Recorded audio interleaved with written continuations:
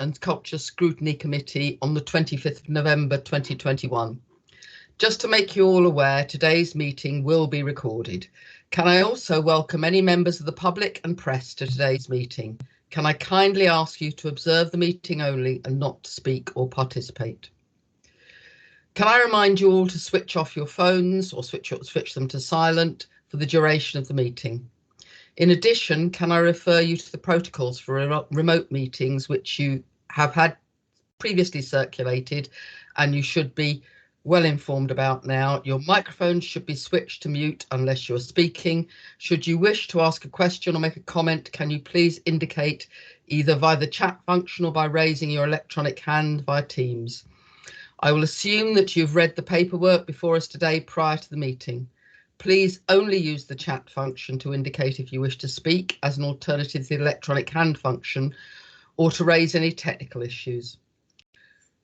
When asking a question, can you please try and indicate page numbers that you're referring to?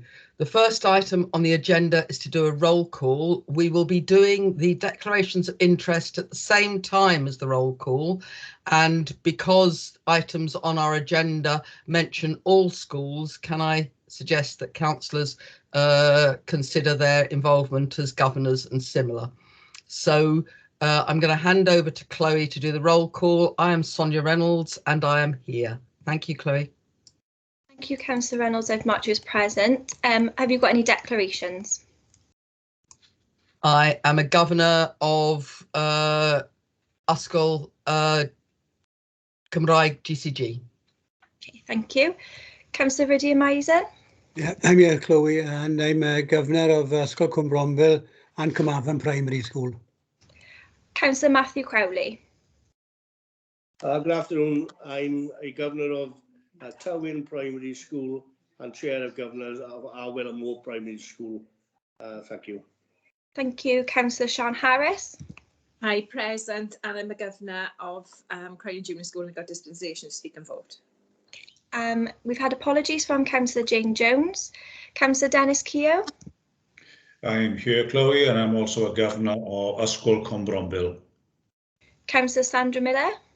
Hi, Chloe. I'm obviously present, and I'm a governor at Melin Primary School and the Knoll Primary. Thank you. Councillor Marcia Spooner? Knoll, and I'm chair of governors at Roseborough. Thank you. Councillor Rebecca Phillips? Councillor Mark Prothero?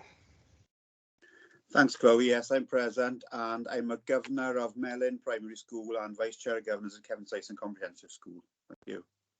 Councillor Suzanne Renkes?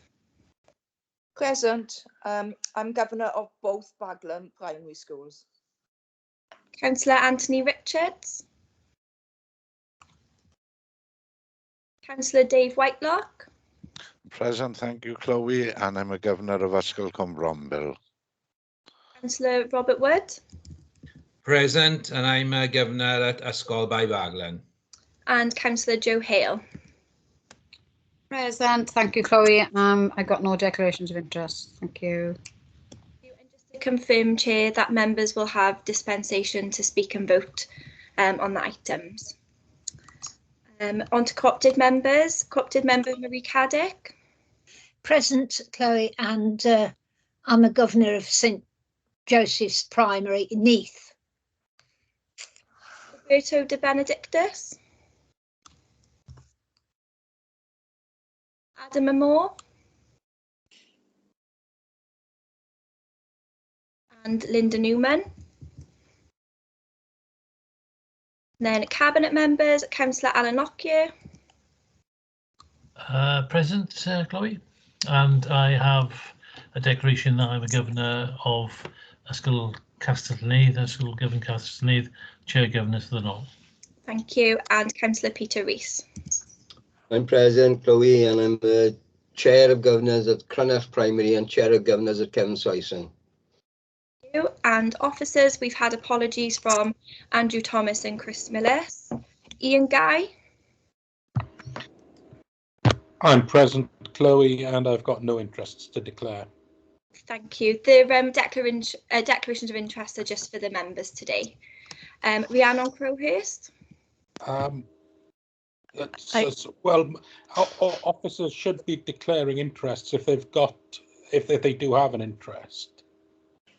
It applies to everybody present at the meeting. We usually just do the declarations for the members if they've got declarations for the items that they're scrutinising and asking officers question for. But we could ask legal in future if that's okay. Well, yeah. Well, I am from legal. It applies to everybody present, but they don't have to give a nil declaration. They can just. I mean, normally, of course, officers wouldn't be present if they had a declaration if they had an interest anyway. But technically, it applies to everybody present, officers and members. Thank you.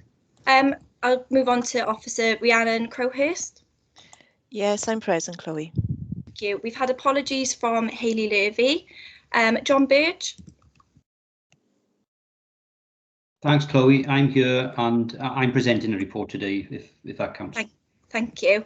Neil Place. Helen Lewis. Yes, Chloe, I'm present. Angeline Spooner-Cleverley. Present, Chloe. And Tammy Davis. Present, Chloe. I'm just calling Mike Daly in. He's accessed the cabinet meeting instead of this one. I'm here. There we are. Hi, thanks, Mike. Thank you, Mike. I'll mark you as present. Is there any other officers participating in today's meeting that I've missed?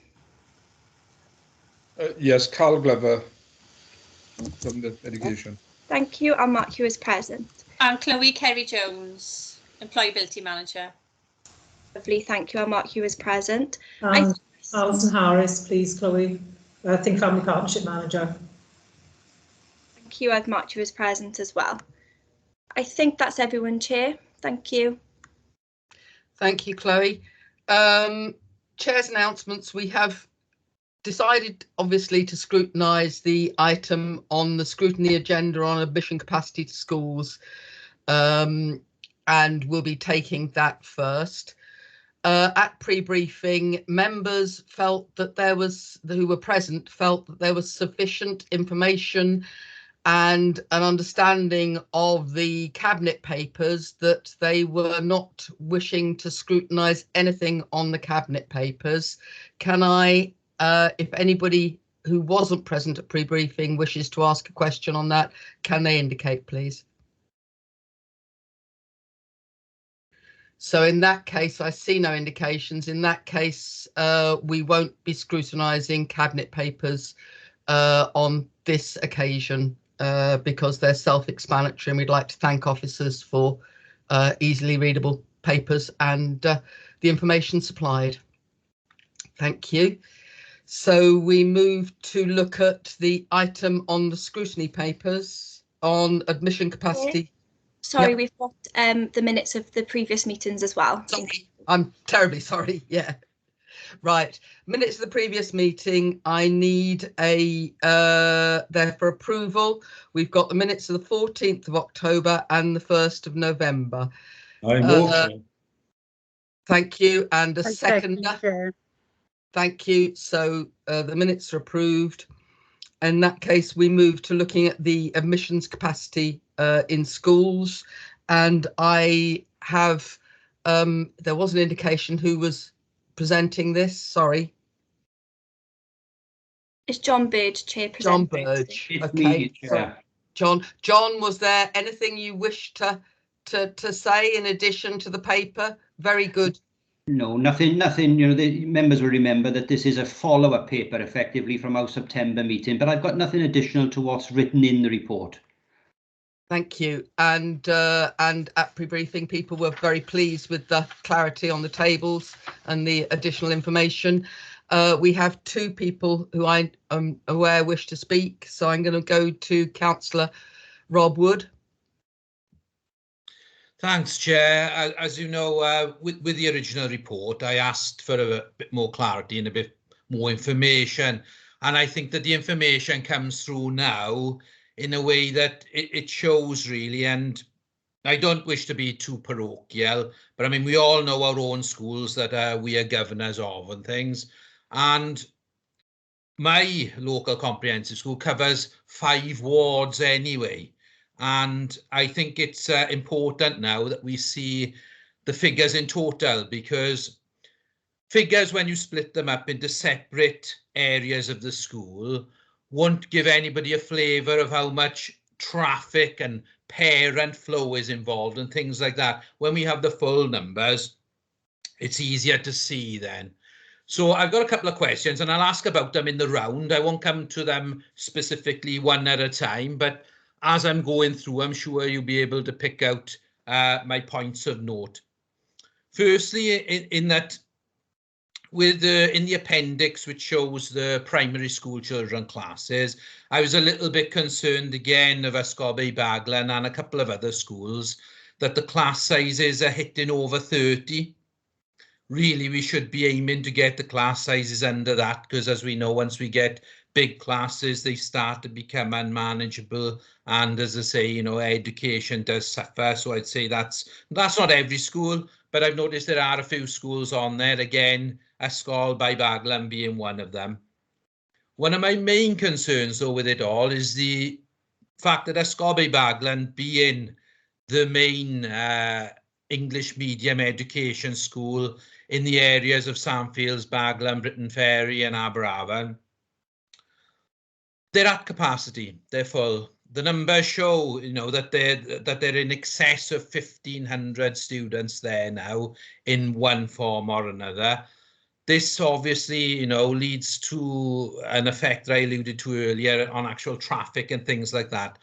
Now, given that statement that there are over 1,500 pupils there and it is at full capacity, how do we move forward in the case of an extra 200 dwellings being built on the Sandfields estate?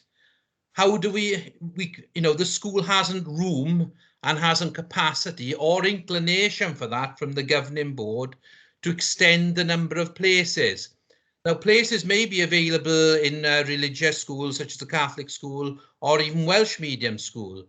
But should it be the situation that the children from the new dwellings and indeed moving into the area, because we've had a big influx of people into the area, we've had a big house price rise because people want to live in the area, then what do the education officers see as a solution to the problem? Because, you know, we can't get more than 1,500 pupils.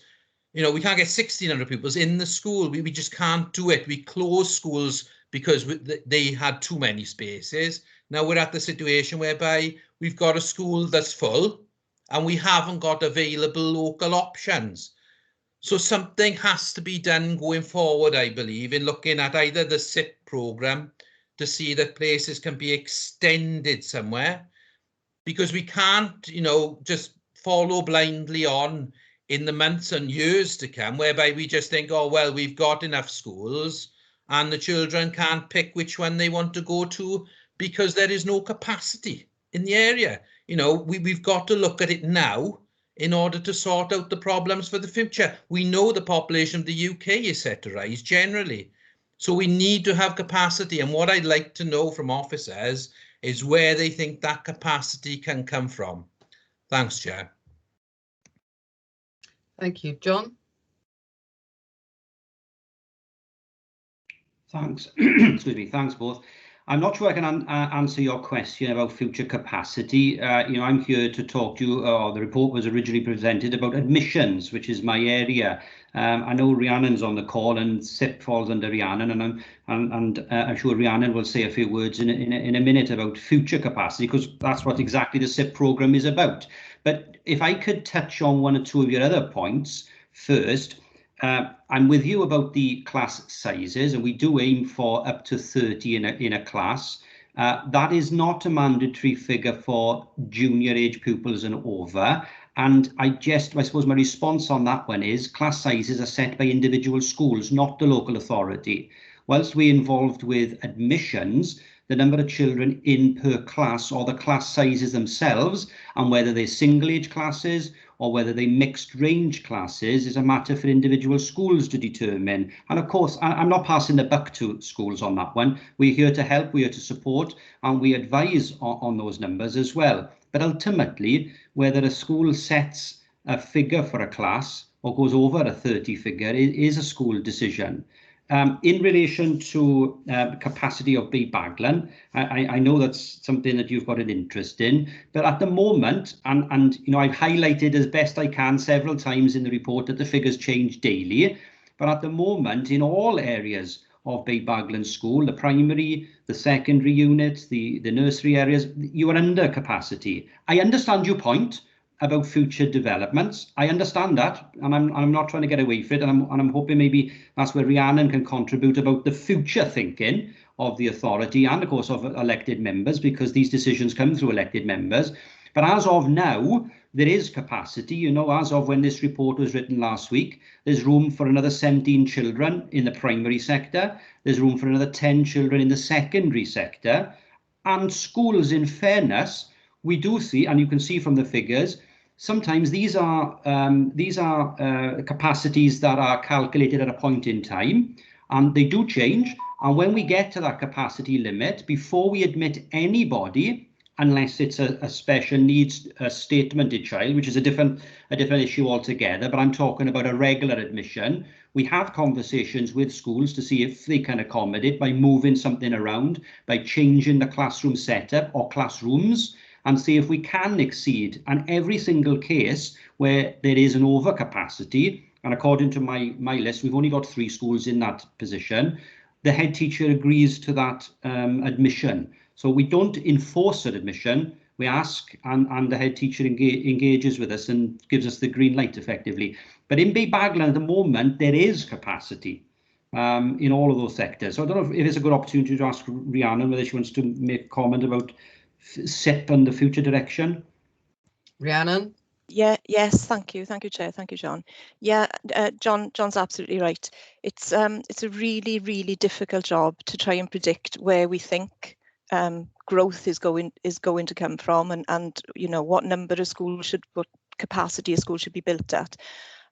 Anyone who's sat on the recent committee, our cabinet boards where we've talked about the Swansea Valley will know the sort of battles that we face in. If we build a school bigger than the numbers that are in the current schools, we're criticised. If we build them for the children that are in the schools now, they always grow, and then that, you know, we're struggling for space. So it is a very, very difficult thing. We do have regular meetings with the planners. We're involved in the working parties for the new LDP that's coming out now. So we're aware of where these new houses and the new developments are going. And we also use a calculation to work out, or to try and predict, if you like, because it's not an exact science, but to try and predict how many children would be generated from a housing estate. And it's surprising actually how small a number that often can be. Depends on the types of houses that are going in there, for example, as well. You know, if you're building sort of 3 or 4 bedroom family homes, then you could expect slightly more children to come from those, possibly. You know, single 1 bedroom homes are likely to only produce perhaps single people or you know, couples starting out. So all these things are taken into account when we try and predict what size a new school should be. We do meet on a regular basis with our admissions team, with Helen.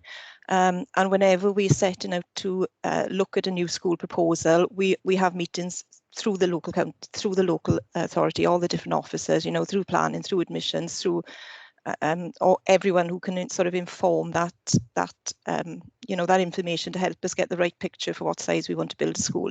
And we do revisit it as well. And Bay Baglan actually is a good example of that, because there were concerns with the size of the nursery. So we went back, or some of the SIP officers went back with Helen, remeasured it, if you like, because again, when we do all the numbers for establishing a new school, we haven't got actually the building there, so we can't go and measure. We have a drawing, but that drawing evolves as the build progresses. So, you know, you might meet a head teacher's appointed, and you might say, actually, I need a bit more space here, take a bit off that classroom, or add a bit onto this year. And it affects the numbers that we're building it for. So we always intend to go back out and re-measure and re-look and to see if the capacity calculations actually meet what is needed in the area. So we have got, you know, we have got sort of plans for the area. We know what's coming in terms of the numbers. We know that the numbers have seen a massive jump in recent years. You'll know probably, some of you on the call, that we're consulting on the WESP, which is looking at sort of 3 new schools in the area, 3 Welsh medium schools, 2 of which we expect very much to be around that south of the county borough, the south and the east, you know, the sort of from Margam right across to Skewen area. And really that's as much as we can do at the minute. We can only just keep going back and keeping an eye and monitoring the situation, which we do very, very closely. I can assure you of that. I'm not sure if that answers your question, really. Can I come back, Chair? Of course, Rob. Yes, I mean, you know, they both well-informed answers there, and I've got to say to John that with the words transient, yes, the numbers do go under, they do go over, and you know, one of the issues that Ysgol Baglan has is that obviously if people with statemented children name the school that they want to go there, then they go there, and at any time of the year, you know, that can happen. And you know, there are influxes at different times after Christmas, etc. You know, people could decide they've had trouble in one school and move to another. And I just think that, you know, the levels that we are at there now is capacity, or just under or just over. But with another boost to the population, I do worry going forward that we need to look at a bit of extra capacity going down the line. Thanks, officers, for those answers. I think point noted, Councillor Wood, and you know, taken on board. Can I, before I call on Councillor Whitlock with his question, just make the point as well that I'm personally aware of 3 childcare providers in the local area who are in the process of, or have increased their registration for under 2s because of the bulge coming through following our recent lockdowns, and have officers taken that into consideration as well as we move forward, because that's going to hit schools in a year or so. Yeah, shall I answer that one, John? Yes, we are aware. We work again very, very closely with our childcare colleagues, and we do keep an eye on this. Again, though, you know, it's very difficult. A childcare provider can sometimes feed as many as 3 or 4 schools, so you can't categorically say we need to, you know, be aware that this is going to go in here. But yeah, we monitor it, and when we need to act, we do act. And I think that's probably as much assurance I can give you at the moment, you know, but other than that, we are keeping a very close eye on things. Thank you very much. Councillor Whitlock. Yes, thank you, Chair. Well, basically, my question's already been answered. It was on future overcapacity with nurseries and everybody moving on up through the school system. So thank you to the officers for the easier chart to read now, and also for answering the question. So that's me, thanks.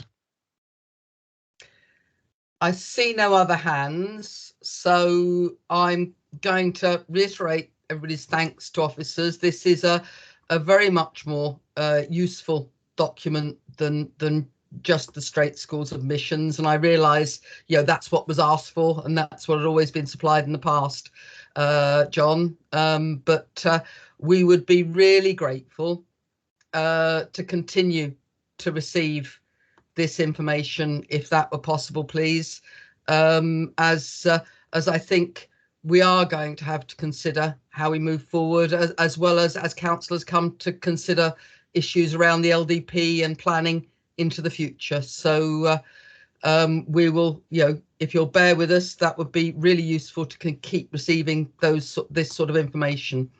And the Appendix C is also extremely useful, just to see and keep an eye on. We realise that you've probably had to contact every school for that, so not a regular occurrence, perhaps quite so much, because it's a lot of work and we realise the pressures officers are under. So thank you very much for the work on that. And having said that, we have finished with this item. As we're not scrutinising cabinet papers, we then just go to look at the forward look. This is for noting. I don't know if anybody's got anything they wish to comment on or add to forward look. And I see nothing. So urgent items, as far as I'm aware, there are none. So in that case, we come to the end of the meeting, and I'd like to thank you all for your attendance and ask those that need to move forward through into the cabinet meeting. Thank you.